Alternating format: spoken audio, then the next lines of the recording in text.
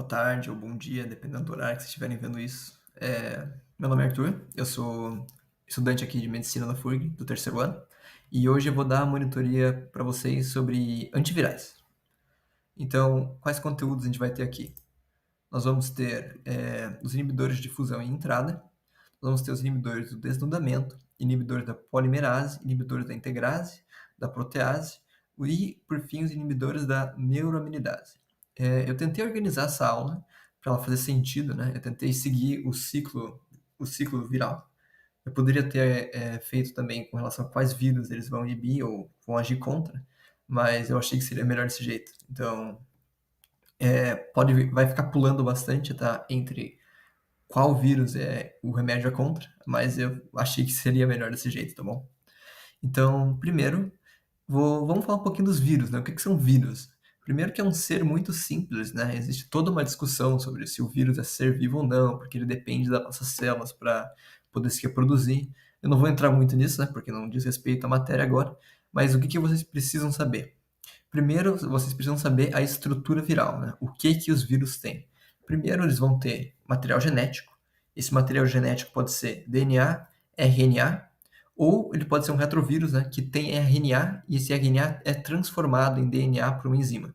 O que mais que eles vão ter? Eles vão ter algumas enzimas que são exclusivas deles, que inclusive vão ser os focos, né, dos fármacos dessa aula. Eu trouxe aqui algumas que vocês têm que lembrar. Nós vamos ter a transcriptase reversa, que é uma enzima exclusiva dos retrovírus. Nós vamos ter a DNA polimerase viral. Nós vamos ter a integrase. Nós vamos ter a protease e nós vamos ter também a neuraminidase, né?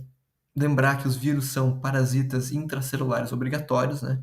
Então eles dependem do nosso maquinário celular para se reproduzir e gerarem novas células virais, novos vírus. E lembrar dos elementos, né? Eles vão ter, então, o material genético, eles vão ter as enzimas, eles vão ter o capsídeo, né? Que vai envolver tudo isso. E alguns têm envelope, outros não. O que é o envelope? O envelope geralmente é um resto, né? De quando o vírus sai da nossa célula, ele vai muitas vezes carregar um pedaço dela junto, um pedaço da membrana celular, por exemplo. Isso é o que a gente chama de envelope. Um pouquinho mais a fundo, eu queria falar para vocês sobre o HIV, porque ele é um dos focos dessa aula, né? E a gente está, atualmente, né, ainda existe uma pandemia do HIV, ainda é considerado, né, uma pandemia. Então, lembrar que o HIV ele é um retrovírus envelopado, então ele vai possuir a transcriptase reversa. Ele vai entrar na célula como? Por meio dos receptores CD4, CCR5 e CXCR4. Lembrar também que o principal foco do HIV, né, são os linfócitos TCD4, né? O que ele faz? Ele penetra nos linfócitos TCD4 e vai causar uma redução gradual do número deles, até que o indivíduo fique com uma contagem tão baixa que ele fica suscetível a várias infecções oportunistas, né? Ele vai debilitar o nosso sistema imune. Aqui eu trouxe também o tratamento, né? Como que é realizado o tratamento de maneira bem por cima. A terapia antirretroviral, também chamada de TARF, né? Ela é feita com 3 medicamentos. Geralmente são associados 2 análogos de nucleosídeos, que a gente vai ver, mais uma outra classe. Por que faz isso?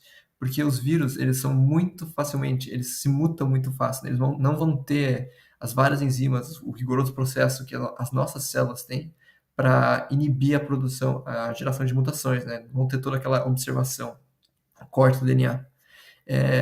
Então, a gente associa vários fármacos diferentes para atingir o vírus em várias partes diferentes do ciclo viral e impedir que ocorram, né, impedir da melhor maneira possível, né, a ocorrência de resistência viral que dificultaria muito o tratamento desses pacientes.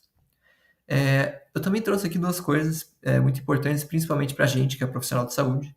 Nós vamos ter a profilaxia pós-exposição, chamada de PEP. O que é isso?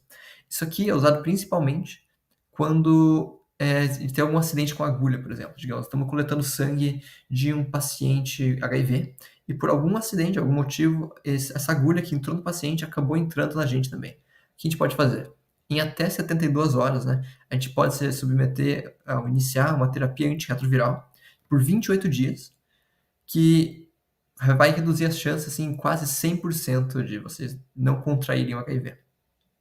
Nós também vamos ter a profilaxia pré-exposição, que se por algum motivo vocês acharem que existe a necessidade, né, de fazer, vocês vão interagir com um paciente HIV ou vão ter relações com alguém que tem HIV, vocês podem escolher fazer essa profilaxia, que utiliza entricitabina. Esses nomes são muito difíceis, gente. Perdão, vou ter que ler muitos deles.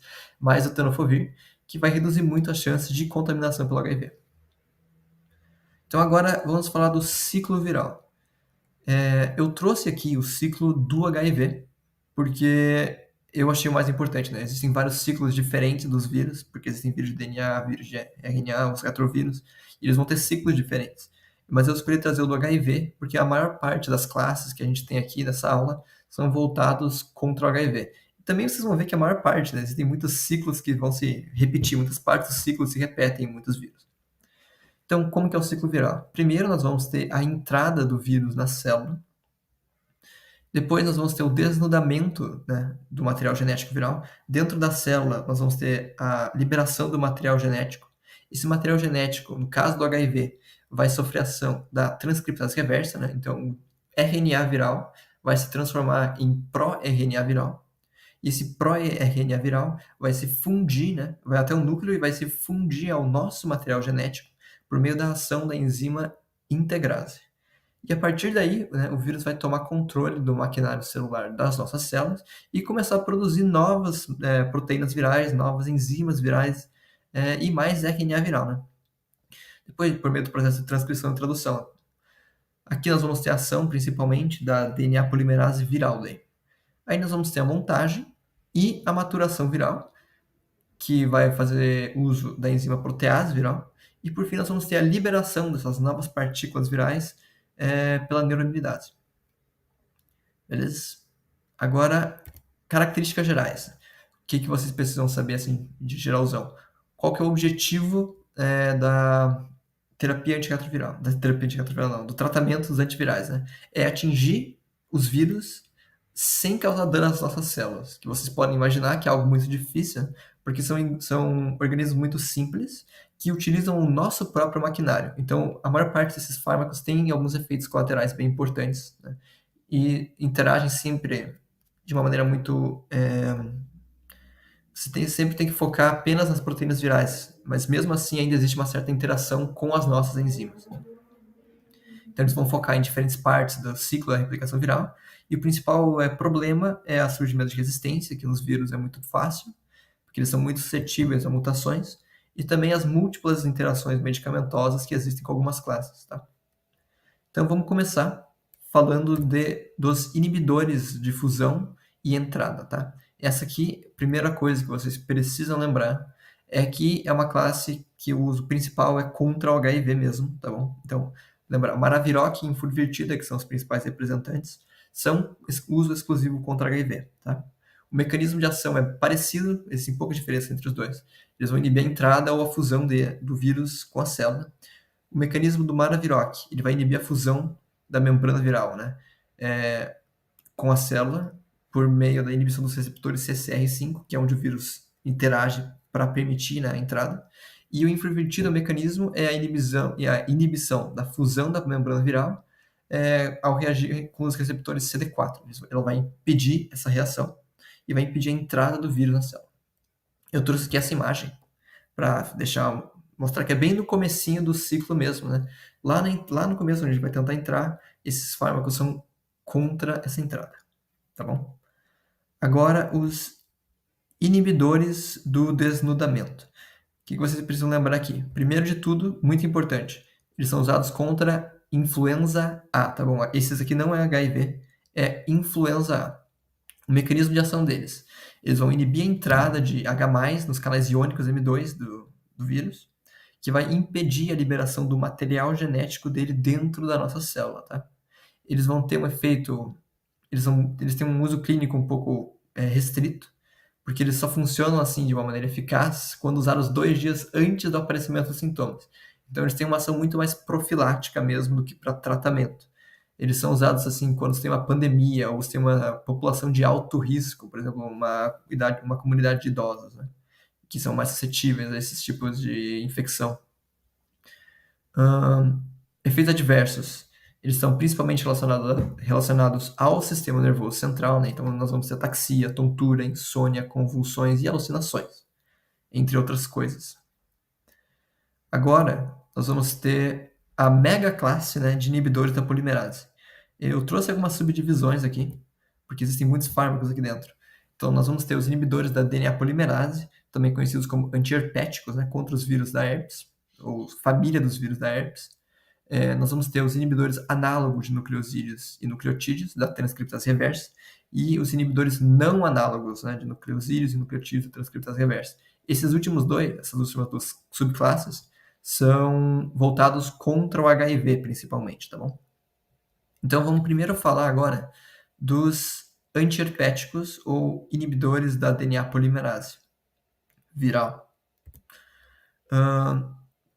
Eles vão atuar, então, contra os vírus da família da herpes, né? E eu trouxe alguns exemplos. A herpes simples, o herpes zoster, o citomegalovírus, são todos vírus da família da herpes.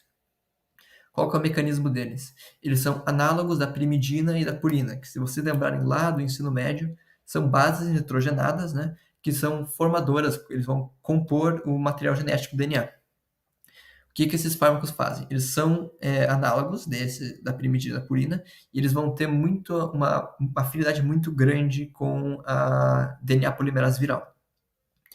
Ao serem processados pela DNA polimerase viral, né, eles vão ser introduzidos na cadeia viral, na cadeia do DNA viral. Só que esses análogos eles não vão possuir a capacidade de continuar a cadeia, né?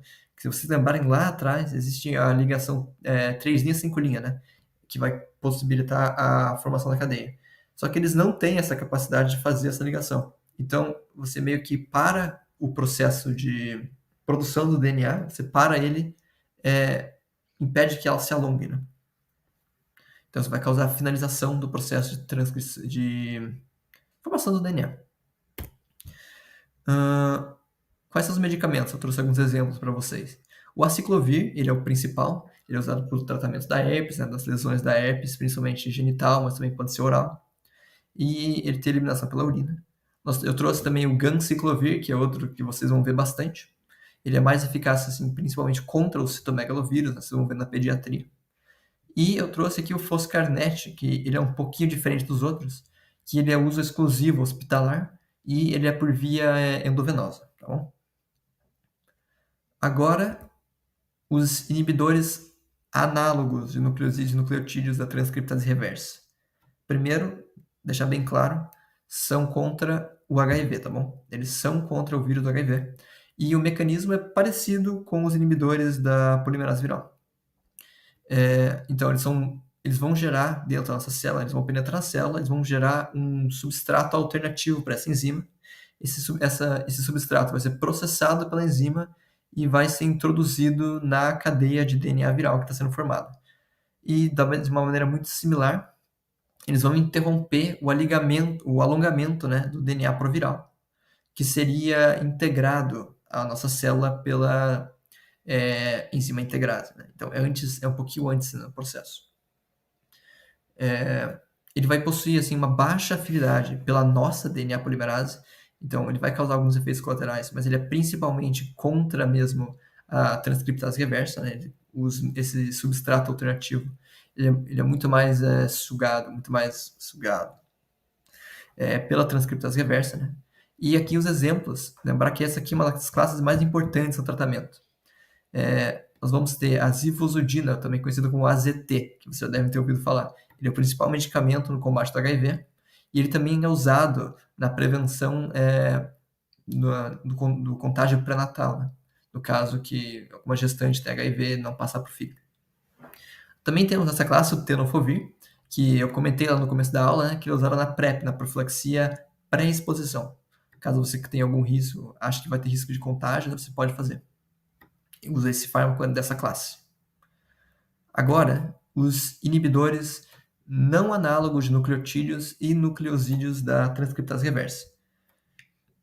Eles também são exclusivos contra o HIV, né, mas eles têm um mecanismo um pouquinho diferente. Eles são inibidores não competitivos, diferente dos análogos que são competitivos, né? Esses aqui são não competitivos, eles vão se ligar a um sítio diferente da transcriptase reversa e vão impedir e vão causar uma mudança de conformação, né, dessa enzima, que ela é uma proteína, para uma forma menos ativa, o que vai reduzir muito a replicação viral. Os principais exemplos são o efavirenzo e a nevirapina, tá bom? O que eu trouxe duas coisas importantes aqui. Esses fármacos eles não podem ser usados em monoterapia, porque eles geram resistência muito facilmente, tá? E essa classe em específico possui muitas interações medicamentosas, porque elas vão interagir com as enzimas CYP, vocês devem lembrar dela, do fígado, né? Que essas enzimas são responsáveis também pelo metabolismo de muitos outros fármacos. E outras substâncias também, né? Como álcool. Agora, os inibidores da integrase. Primeiro, lembrar para vocês o que é a integrase. É aquela enzima responsável pela integração do material genético viral ao material genético das nossas células, tá? Qual que é o objetivo desse tratamento, né? É impedir a integração do DNA e dessa forma impedir a replicação do vírus. O principal exemplo aqui que eu trouxe para vocês é o raltegravir. Lembrar que essa classe é outra classe que é usada contra o HIV principalmente, tá bom? Agora, os inibidores da protease, ou do amadurecimento viral. Essa aqui é outra classe que é usada contra o HIV, tá bom? Não é exclusivo, né? Eu coloquei aqui, apareceu na nossa prova, então trouxe para vocês também, que existe um fármaco contra o COVID, que é o Paxlovid, mas de maneira geral essa classe é contra o HIV, tá bom? Então, a protease viral, eu trouxe aqui, é uma enzima responsável pela clivagem das proteínas virais, essa clivagem vai fazer com que ela transforme o vírus da forma inativa para a forma ativa, tá bom? Então, ao impedir a transformação dos vírions para uma forma ativa, né, você vai impedir a contaminação de mais células. Então, lembrar outra coisa importante aqui, que essa é outra classe que vai possuir muitas interações medicamentosas, porque elas inibem também as enzimas CYP lá no fígado, tá? Os principais exemplos são o saquinavir, que é contra o COVID, o ritonavir, contra o HIV, perdão. O ritonavir, que é contra o HIV também, e o Paxlovid, que já está no nome, contra o COVID. Aqui é a imagem para mostrar para vocês onde que ela vai agir. Estamos quase acabando. Agora, os inibidores da neuroaminidase, que é uma enzima, né, que ela é responsável pela clivagem e liberação dos vírus da célula no nosso corpo. Ela vai ser usada principalmente contra os vírus da influenza A e B, tá bom? Então, essa aqui não é HIV, é contra a influenza A e B. E o principal problema dessa classe é que existe muita resistência. Por exemplo, aqui, eu trouxe para vocês o oseltamivir, né? Ele na pandemia da H1N1, da gripe suína, o vírus tinha 100% de resistência a essa classe. Então, nem adiantava usar, entendeu? Eu acho que é isso, gente. Eu trouxe aqui as minhas referências para vocês, que foi o Goodman e o Gilman. Qualquer dúvida, vocês podem me mandar no WhatsApp, que eu demoro um pouquinho para responder, mas eu sempre respondo, tá bom? E bons estudos!